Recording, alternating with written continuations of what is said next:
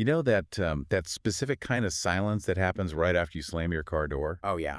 It's heavy. It's totally final. And Yeah. if you're, standing in a Ralph's parking lot in LA at 11 p.m., staring through the glass at your keys, Just sitting right there on the driver's seat. exactly, sitting there mocking you, that silence is absolutely deafening. It's the sound of your entire evening coming to a screeching halt. I mean, Mhm. we've all been there. It's this visceral mix of embarrassment and just pure panic. Totally. But here's the thing.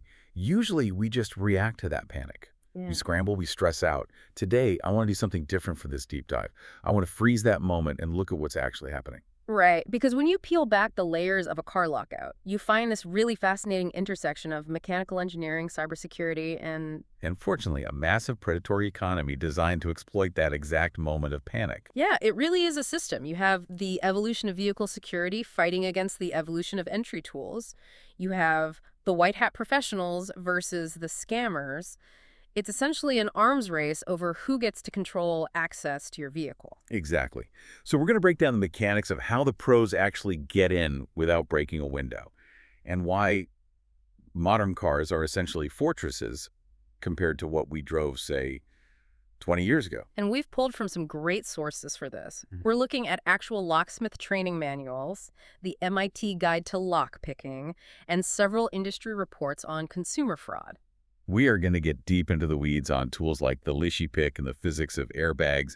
But before we get technical, we need to address the immediate solution. Because if you are listening to this and you are currently locked out in Los Angeles, You don't need a history lesson right now. You need a number. right? If you are in that nightmare scenario right now, the name you need to know is West Point Locksmith. They are the sponsor of this deep dive. And frankly, they are the exact antidote to the scams we're going to talk about later. Absolutely. They're fast, reliable, and professional. They have a massive track record of 5-star reviews, and they cover all of Los Angeles 204/7. The number you need is 310-295-4040. And honestly, even if you aren't locked out right now, you should save that. Because as we're about to learn from these industry reports, vetting a locksmith during an emergency is the worst possible time to do it. 310-295-4040. Okay, let's get into the history. I feel like everyone has a story about, like, their uncle unlocking a 1985 Ford with a wire coat hanger. Oh, the classic trope. Right. But if I try that on a 2024 Honda, I'm guessing I'm just going to scratch the paint and look like an idiot. You will definitely scratch the paint. Yeah. And you might actually disconnect your door handle entirely. The coat hanger era is completely dead. RIP to the coat hanger. Why did it stop working, though? It mostly comes down to the door architecture. In the old days, you had those vertical lock buttons. The little mushrooms that popped up near the window? Exactly. The linkage inside the door was just a solid metal rod. You just had to grab that rod and pull it up. But modern cars use cable-operated systems that are shielded inside the door panel. There's literally nothing for a hanger to grab. So the mechanics changed inside the door. But the keys changed too, right? We went from jagged metal to these little battery-powered eggs we carry around now. That was the biggest shift by far. We moved to transponders and prox keys. Proximity keys. Right. The car is no longer just a mechanical device. It's a localized network. It's constantly broadcasting an encrypted challenge signal. Like a password check. Exactly like that. Right. The car says, "Are you key 1234?" And the fob in your pocket or purse has to whisper back, "Yes, I am key 1234, and here is the rolling code to prove it." If that digital handshake doesn't happen, the engine is dead. Which brings up a question I've always had when reading through this stuff. If the car is basically a laptop on wheels now, why do we still need a guy with physical tools? Can't a locksmith just hack the car wirelessly to open the door? You would think so, but this is where it gets nuanced. While the ignition is digital, the barrier to entry... The door itself. Yes, the door itself is still physical. And interestingly, the manuals show that manufacturers almost always leave a back door for when the battery inevitably dies. A hidden keyhole. Right. Even on a brand new Tesla or a BMW, there's usually a mechanical cylinder hidden somewhere under a plastic cap. And that cylinder relies on physical wafers and springs. So the locksmith's job is a hybrid now. Very much so. They have to be a master mechanic to get the door open and then an IT specialist to program the car to start. Okay, let's talk about that master mechanic part. I'm fascinated by the tools they use. In the research, I saw the term airbag used for entry. When I hear airbag, I think of the thing that explodes in my face during a crash on the 405. Please tell me they aren't using explosives to open my door. No, no explosives. It's shorthand for a high-pressure air wedge. Think of it like a blood pressure cuff, but made of ballistic nylon or reinforced rubber. How does that actually work to get you in? It's all about leverage. The locksmith takes this deflated, flat shim and slides it between the top corner of your driver's door and the car's frame. It's soft, so it doesn't mar the paint or the weather stripping. Then they use a little hand pump to inflate it. And that bends the door. It creates a gap. We are talking maybe 1/4 of an inch, just enough daylight to insert what they call a long reach tool. Which is just a stick. A very specialized stick. It's usually a rubber-coated rod with a specific curvature to it. They slide it through that tiny gap, maneuver it maybe 5 feet across the cabin, and physically push the unlock button or pull the opposite handle. It sounds simple when you say it like that, but I imagine the school is in not destroying the door frame in the process. Precisely. If you overinflate that bag, you can permanently warp the door or even shatter the window glass. It's a finesse move, not a power move. Now that works if the unlock button actually has power. But what if the battery is completely dead? The notes mention something called a Lishi tool. The MIT guide referenced picking, but this seems really different. Oh, the Lishi 2-in-1 pick. This is the absolute game changer in the industry. This is what separates the true pros from the amateurs. How's it different from normal lock picking? Like with the 2 little metal sticks. Okay, think of your front door at home. It uses pins. Those are cylinders that sit on top of the key teeth. Cars are different. They use wafers. Wafers? Yeah, they are flat little rectangles that slide up and down inside the lock cylinder. Okay, wafers versus pins. Got it. The Lishi tool looks like a key, but it has a little mechanical arm on the side called a feeder, and it has a grid of numbers printed right on the face of it. When a locksmith inserts a Lishi, they aren't just blindly poking around in there.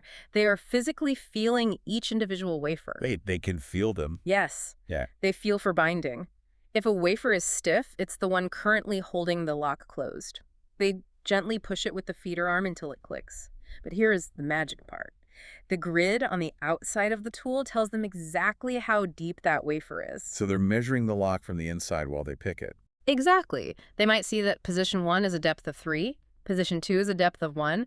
By the time they pick the lock open, they haven't just opened the door, they have essentially decoded the entire lock. Yeah. They have the mathematical recipe to cut a brand new key from scratch right then and there. That is wild. So it's not just entry, it's immediate reverse engineering. Immediate reverse engineering. I also saw a brief mention of jigglers for older cars. Yeah, tryout keys or jigglers. Those are mostly for older vehicles where the wafer locks are super worn out. You basically wiggle a specialized key to find the shear line. But for modern stuff, the Lishi is king. But wait, hold on. If a tool exists that can decode my lock and create a key in 2 minutes, doesn't that make cars incredibly easy to steal? What's stopping a thief from just buying a Lishi tool online? That is the big question. And the answer goes back to that digital handshake we talked about earlier. A thief can buy a Lishi. They can pick the door and get inside. They can even cut a key that turns the ignition cylinder. But the computer steps in. The computer says, I see the key turning, but I don't hear the digital transponder signal. So the engine won't fire. The immobilizer shuts everything down. The Lishi gets you in the door, but it doesn't get you driving unless you also have the specialized programming equipment. Okay, that makes me feel slightly better. It's a 2-stage security system. Physical, then digital. Exactly. So we have the airbag and the Lishi. These are the pro tools. But I have to ask about the Slim Jim. I see them at auto parts stores all the time. It's that long, flat metal ruler-looking thing.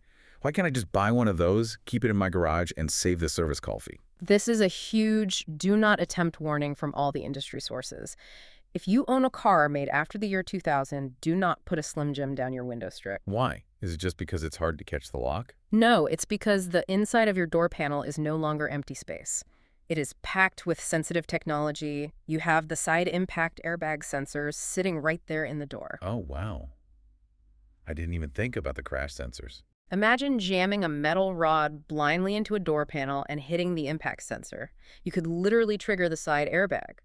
Now you have an explosive deployment happening 2 feet from your face while you're standing in a parking lot. Okay, that's a hard pass. And even if you don't hit the airbag, you have the wiring harnesses for the power windows, the automatic locks, the speakers.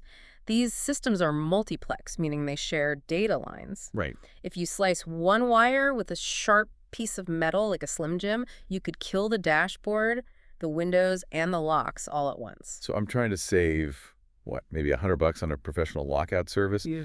The industry average in LA is like $60 to $150 now. Right, in that range, usually. So I try to save that, and I end up with $1,500 in electrical repairs or a blown airbag. That is the classic DIY math failure. It's just not worth the risk on a modern vehicle. Speaking of math failure, let's pivot to the economics of this whole thing. Because when you're panicked, you're vulnerable. And the consumer fraud reports we reviewed were screaming about locksmith scams. It's an absolute epidemic, especially in major metro areas like Los Angeles. It's known in the industry as the lead generation scam. How does it actually work? Walk me through it. It starts with your phone. You're stranded, so you search locksmith near me. You see an ad, usually at the very top of the results, promising a $15 service call. Or $19 and up. Which sounds amazing when you're stressed. It sounds impossible, because it is impossible. Think about it. Can a professional drive a van across LA traffic, paying for commercial insurance, gas, and specialized tools for $15? No way. An Uber across town costs more than that. Exactly. These ads are run by massive call centers, often located overseas. They aren't locksmiths, they are dispatchers. They sell your lead to an unlicensed subcontractor. Okay. This guy shows up in an unmarked car, maybe a beat-up sedan, maybe in an older SUV. He's wearing a plain T-shirt, no uniform, no branded van. And then comes a bait and switch. Right. He looks at your car and goes, "Oh, wow, this is a newer BMW. This has high security locks. The $15 coupon doesn't cover this. I can't pick it. I have to drill it." They drilled the lock on a car door. They love to drill the lock because if they drill it, they ruin it. Now they can charge you for the emergency entry, the labor of drilling, and they sell you a cheap, overpriced replacement lock. A job that should have been a clean, damage-free leashy pick turns into a $400 or $500 bill. That is infuriating. And they rely entirely on the fact that you're stranded, probably cold or in the rain, and you just want to go home. Intimidation is a core part of the business model. They get the work done, demand cash or a direct transfer, and pressure you right there in the parking lot. So how do we vet them? If I'm standing there, what are the green flags I should look for? First, look at the vehicle. A real locksmith operates a mobile workshop. It should be a van. It should have clear logos. It should look like a legitimate business. Okay, branded van. What else? ID. Ask for their state locksmith license. But the biggest green flag, and I love this one because it flips the script entirely, is that they should be vetting you. Wait, they asked for my ID. A true professional locksmith will not open a car unless you can prove you own it or have the right to drive it. They'll ask for your driver's license, and they will check the registration in the glove box the second the door is open. That makes so much sense. If the guy doesn't care whose car it is, he's probably not a legit pro. Because a real pro is risking their license and their livelihood if they accidentally help a car thief. Right. This connects perfectly back to our sponsor. We talked about West Point Locksmith earlier, and the reason we're highlighting them is specifically because of this drill and kill scam environment. Exactly. West Point invests in the actual professional tools we talked about. The Lishy picks, the airbags, the advanced programmers. They don't want to drill your lock because they actually have the skill to pick it. That's what you're paying for. Skill, not brute force. And reliability. They have the 5-star reviews to back it up, and they are actually local to the Los Angeles area. They do emergency lockouts, rekeying, smart locks, car key replacements, everything. So if you want to avoid the guy with the drill scenario, you call 310-295-4040. They are available 24/7 to keep your home, business, and vehicle secure. It really is the difference between hiring a master technician and getting shaken down by a hustler. Okay, let's talk logistics. Say I've called the pro, I've avoided the scammer, now I'm just waiting. What does the arrival time usually look like in a massive city like LA? Well, it's LA, so traffic on the 10 or the 405 is always the wild card. But generally, these mobile vans are constantly circulating. You're looking at 20 to 40 minutes on average for a rapid response. And what should you do while waiting? Situational awareness is key. The safety guides emphasize this heavily. Don't stand right next to the car with your head buried in your phone. If it's night, move to a well-lit area. A gas station, a store entrance, keep the locksmith dispatcher on the phone, or get an ETA so you know exactly what vehicle to look for. You mentioned the workshop on wheels concept earlier. The van isn't just for transport. What is actually inside these things? It's incredible what they fit in there. I watched a few video walkthroughs of these pro vans for the research. They have heavy-duty key-cutting machines bolted right to the floor. Machines like the Secchi 9 that use lasers to cut keys to micrometer precision. And the programming stuff. for the digital handshake. They carry highly sophisticated tablets, Autel or Smart Pro units. These devices plug directly into your car's OBD port. Just to clarify for the non-mechanics listening out there, what exactly is the OBD port? It's the onboard diagnostics port. Usually it's tucked up under the steering wheel. It's the same place your mechanic plugs in to see why your check engine light is on. But for a locksmith, that port is the direct gateway to the car's brain, the ECU. So they plug the tablet in, and what do? Rewrite the code? They basically force the computer into learning mode. They tell the car, hey, forget all the old keys you knew. Here's a brand new key. Shake hands with it. Accept it. Wow. It allows them to program a brand new remote right then on the side of the road. That's super impressive. It sounds like they could do literally everything the dealership can do. Often faster and significantly cheaper. If you lose all your keys, towing your car to a dealership is an absolute nightmare. You have the tow fee, the massive dealer markup on the fob, and you might wait days to get your car back. A mobile locksmith comes directly to you and handles it on the spot. It really highlights how much the trade has changed. It used to be entirely about metalworking and filing pins. Now it's about software management and encrypted networks. Yeah, it's 50% hardware, 50% code at this point. So to bring this all together for you listening, we've learned that the coat hanger trick is a total relic.